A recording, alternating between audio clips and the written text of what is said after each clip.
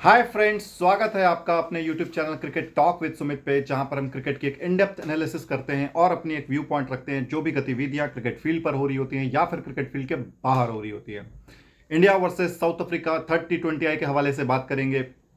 सबसे पहले तो ये इंडिया के लिए एक बहुत ही इंपॉर्टेंट जीत थी। जीत के साथ साथ मैं कहूंगा कि ये बहुत बड़ी सबक थी इंडिया के लिए कि उनको भविष्य में क्या करना है क्या नहीं करना है। ये मैच आई ओपनर थी उसकी।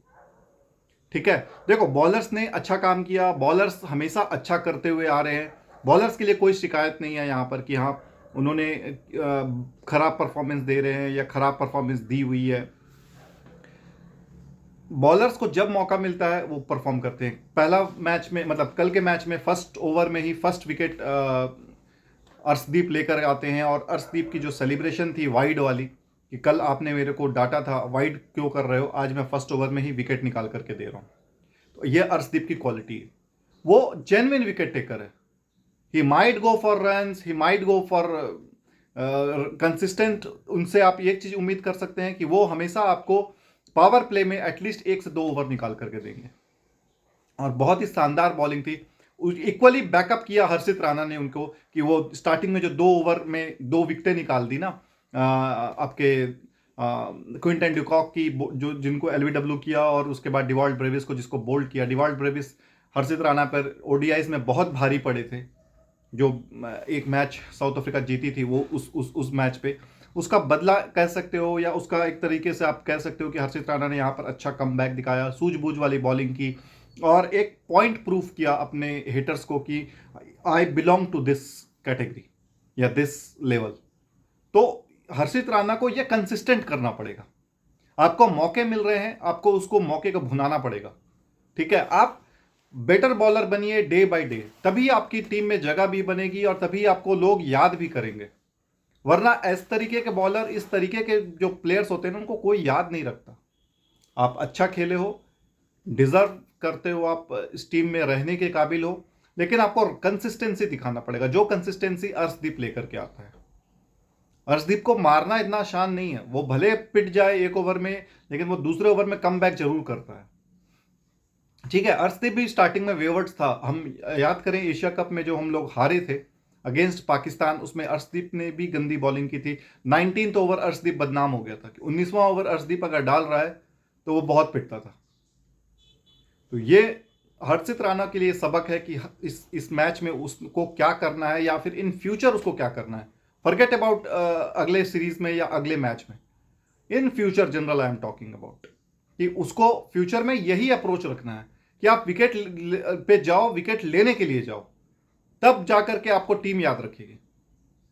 यार हर्षित राणा है जो अच्छी बॉलिंग कर रहा है, विकेट्स लेता है। विकेट्स आप लोगे तभी लोग आपको याद रखेंगे ना। आप 4 ओवर में 15 रन दो, 0 विकेट लो, कोई याद नहीं रखेगा। इस तरीके के परफॉर्मेंसेस कितने लोगों ने, और युजवेंद्र चहल और कुलदीप यादव ने कितने दिए होंगे? 4 ओवर में 15 रन, 4 ओवर में 20 रन, 0 विकेट। लेकिन जब आप विकेट ले लेते हो ना, तो लोग उसको याद रखते हैं कि यार इसने है, यही वो बॉलर है जिसने अंकुश लगा दिया था। और कल के मैच का श्रेय मैं हर्षित राणा को जरूर दूंगा। इसके बाद बात करते हैं वरुण चक्रवर्ती की। एज यूजुअल मेरी जो प्रिडिक्शन थी कि he will be the highest wicket taker for this series, and he is proving every match then and there, now and here. जब भी उसको मौका मिल रहा है वो जरूर परफॉर्म कर रहा है, जरूर डिलीवर कर रहा है। उसको रीड करना आसान नहीं है। उसको अगर आप एज ए लेग स्पिनर खेलोगे ना, तो आप उसको बहुत बुरी तरीके से उससे बीट होगे। आप उसको एज ए ऑफ स्पिनर खेलो। He is more of an off spinner जो ऑड बॉल को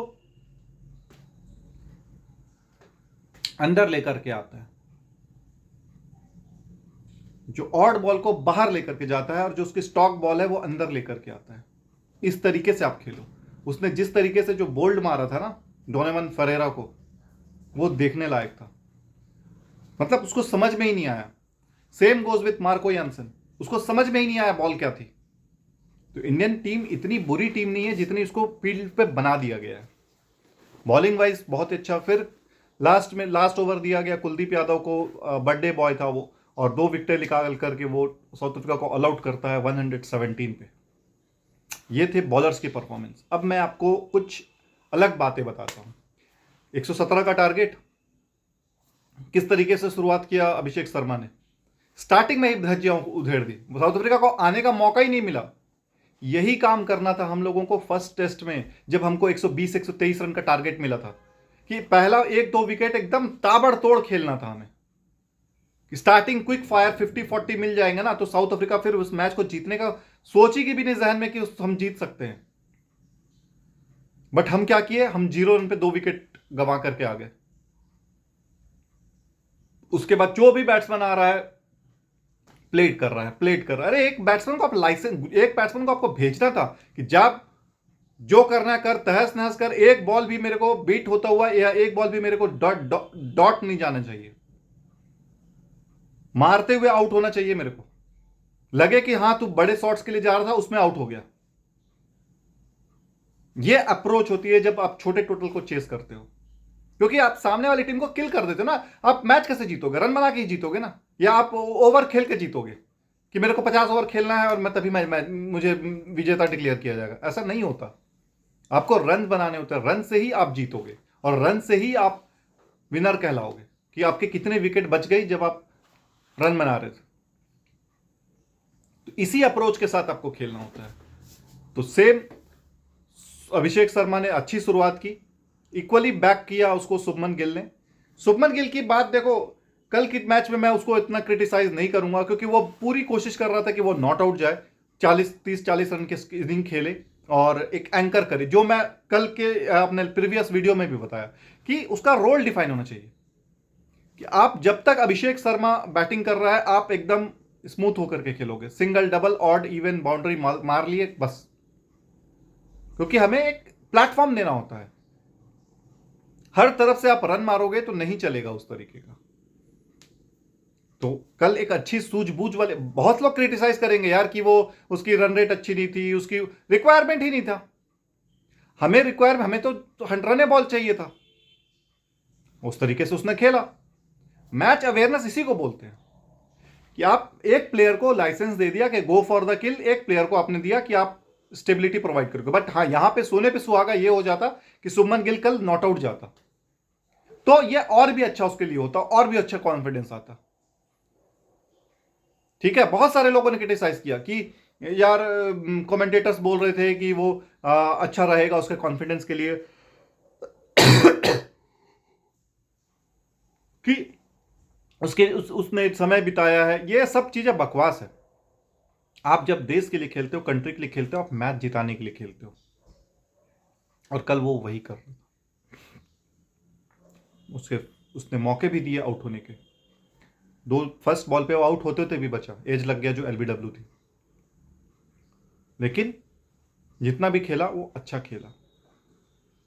ठीक है, सूर्य कुमार यादव से मेरे को यहां पे नाराजगी है कि बॉस, आप एक से तो आपसे रन नहीं बन रहा है, दूसरा आप कुछ कंट्रीब्यूट नहीं कर रहे हो, तीसरा आप आकर के ऐसा चूतियापा स्टेटमेंट दे रहे हो कि मेरा फॉर्म है लेकिन रन नहीं बन रहा है, मतलब मैं जीवित हूं बट मेरी सांस नहीं आ रही है।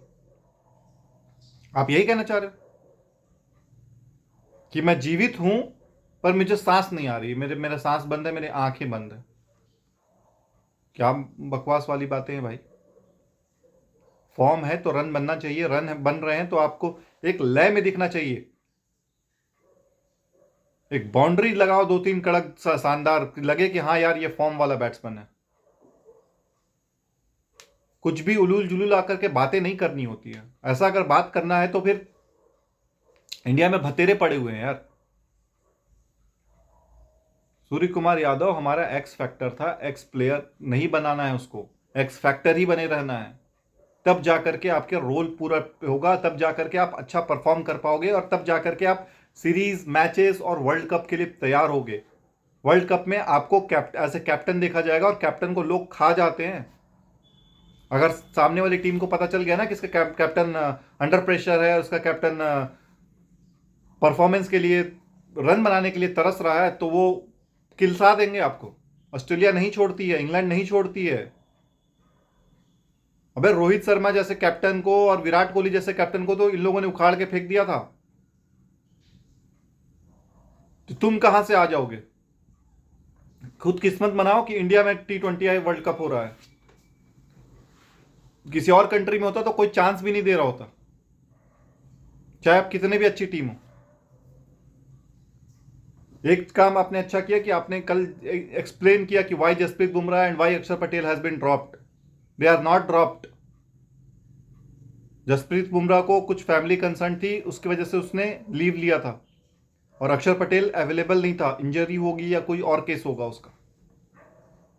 इस तरीके से टीम को आपको बताना पड़ता है, प्लेयर्स को आकर के, इस मीडिया को आकर के, कि क्यों नहीं खेल रहे हैं, क्या रीजन है, किस लिए इनको बिठाया गया है। ठीक है, अब आते हैं शुभमन गिल के ऊपर। शुभमन गिल को बॉस यहां पे परफॉर्म करना होगा। लास्ट के 2 मैचेस हैं, इसमें इसको कुछ धार अपना दिखाना होगा। नहीं दिखाएगा तो बहुत सारे सवाल उठेंगे कि एक तरफ आपके 180 190 के स्ट्राइक रेट वाला जसवाल है, एक तरफ आपका 160 170 वाला संजू सैमसन है जो 2-3 सेंचुरीज लगा रखा है, बट उसको ना मौका मिल करके शुभमन गिल को मौका मिल रहा है, that too straight as a vice captain. What his credential, what his performance, what his contribution, कि उसको ये सब कुछ प्रिविलेज है, उसको ये सब कुछ दिया गया है थाली में परोस के। तो ये बहुत बड़ा सवाल आएगा बीसीसीआई के ऊपर भी। और दूसरा चीज मेरे को ये लगता है कि यार कहीं ना कहीं गौतम गंभीर भी मजबूरी में शुभमन गिल को और इन लोगों को बैकअप करना पड़ रहा है, क्योंकि बीसीसीआई का मेरे ख्याल से ऊपर से इंस्ट्रक्शन होगा। वरना गौतम गंभीर इस तरीके का प्लेयर नहीं है यार कि किसी को गोद में उठा करके घूमे। अगर परफॉर्म नहीं कर रहा सीधा बाहर बिठाएगा वो, बट उसके भी हाथ बंधे हुए हैं। बीसीसीआई बहुत गंदी गेम खेलती है। जब तक काम हुआ तब तक ठीक है, काम नहीं होने के बाद आपको निकाल दिया जाता है और दोष किसी और पर मर दिया जाता है कि इसकी वजह से हो रहा है। या गौतम गंभीर को समझ में नहीं आ रहा होगा कि किसको मैं खिला रहा हूं, किसको बैक कर रहा हूं, किसको नहीं कर रहा हूं। वो बस बदनामी लिए हुए है।